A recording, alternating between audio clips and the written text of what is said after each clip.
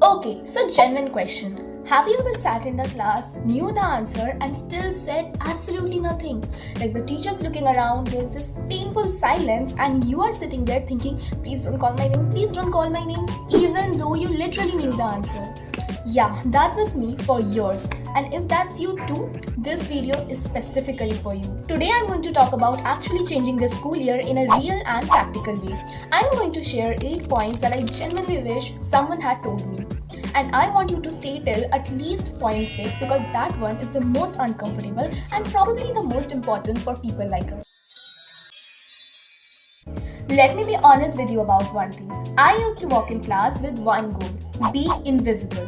Don't get noticed, don't make eye contact for too long, sit somewhere in the corner and just blend it. And presentation, oh god, I remember this one time I had to give a presentation and I'm not even exaggerating. My hands were literally shaking, my voice was trembling, and after completing it, I just sat back wanting to disappear somewhere into the floor. And the worst part, I had prepared. I just couldn't get out of my own head. If you ever felt like this, I need you to know that that is much more common than anyone admits. And more importantly, it doesn't have to be permanent. Point number 1. Plan ahead. Most of us survive on last minute everything. Exams are next week, start studying now. Project is due tomorrow, figure it out tonight. And somehow we get through it. But getting through something is not the same as actually doing well. And it's definitely not the same as feeling good about how you showed up. The moment you get a deadline, write it down immediately, not in your head, on paper, in your phone, somewhere real. Then once a week, sit down for 15 minutes and look at what actually needs to happen. Break big tasks into small, tiny steps. Study history is not a plan. Reread chapter 3 and write down 5 key dates, that's a plan. When you have a plan, panic doesn't have space to grow and you start feeling in control of your time instead of constantly chasing it. Point 2. Get organized and stay that way. Color code your subjects, label everything. Every subject gets its own dedicated space, physical or digital, whatever works for you. Because the time you waste searching for that one page of notes 3 days before an exam adds up to hours across an entire year. And for people who already feel behind and overwhelmed, an organized system is genuinely calming. When you know exactly where everything is, your brain stops running quietly in the background trying to hold it all together. That mental space gets freed up for actual thinking. We are halfway through. Don't go anywhere because the next 2 points are specifically for anyone who feels too far behind to catch up or too scared to actually try. Point 6 especially, it sounds almost too simple, but it's the one that changed things for me personally. Point 3. Change how you study. Rereading your notes over and over and calling it studying, that's not studying. That's just looking at words. First, genuinely understand the concept. Explain it to yourself out loud in simple language. If you can't explain it simply, you haven't actually learned it yet. Then memorize in short, focused sessions like 25 minutes, phone completely away. Because even a phone sitting down on your desk is a distraction. Your brain keeps registering that it's there. Studying at midnight feels productive because the stress makes it feel urgent, but it's one of the worst ways to actually retain anything.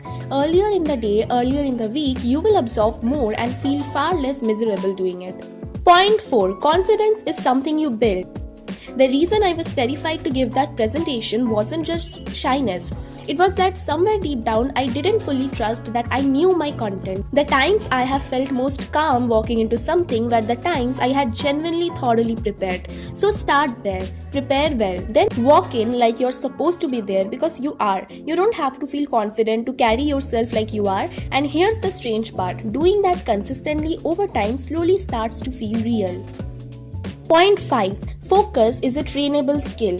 Every time you pick up your phone mid-study session, you are not just losing 30 seconds, you are losing your entire focus momentum because deep productive focus takes time to enter and one notification resets all of it back to zero. If you are doing any study session, keep the phone in another room.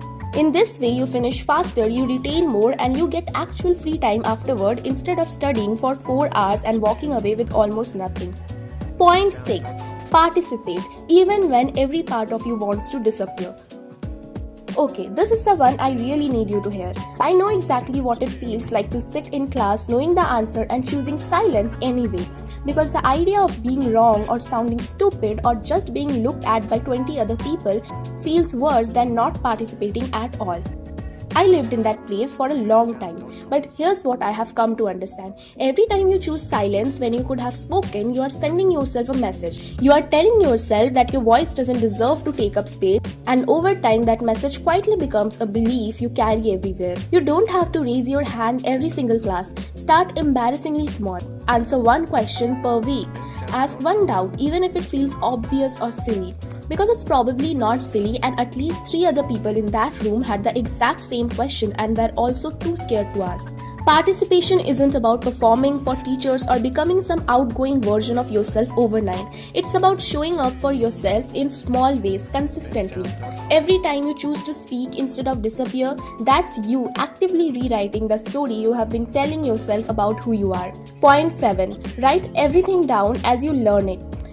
Don't trust future you to remember what present you is learning right now. Write it down in class while reading, during any kind of lesson. Organize readable notes that actually make sense 6 weeks later. Writing something down the first time is significantly more effective than trying to piece it together from memory the night before an exam. Think of your notes as the first draft of your revision. The better the draft, the easier the final push. Point 8. Take your work seriously. Not every assignment needs maximum effort. That's just the reality of a heavy workload. But the ones that count, give them your actual best. Projects, essays, presentations, they leave impressions on teachers, on records, and honestly on yourself. The habit of completing things at a standard you are genuinely proud of is one that goes far beyond school. It becomes how you approach everything. Be the student whose name gets remembered not for being the loudest but for being consistently good. So, here are the key takeaways. Plan ahead so panic stops running your schedule. Build an organization system and actually maintain it. Study to understand first, then memorize. Build confidence through preparation, not personality. Train your focus by removing distractions. Participate even in small ways, even when it's terrifying. Write things down the moment you learn them. And give your genuine best to the work that actually matters. I used to genuinely believe that some people were just built differently, built for raising their hand for presentations, for being seen without flinching, and I believed just as genuinely that I wasn't one of them. I don't think that anymore. I think those people just started early. They practiced being visible when it felt deeply uncomfortable.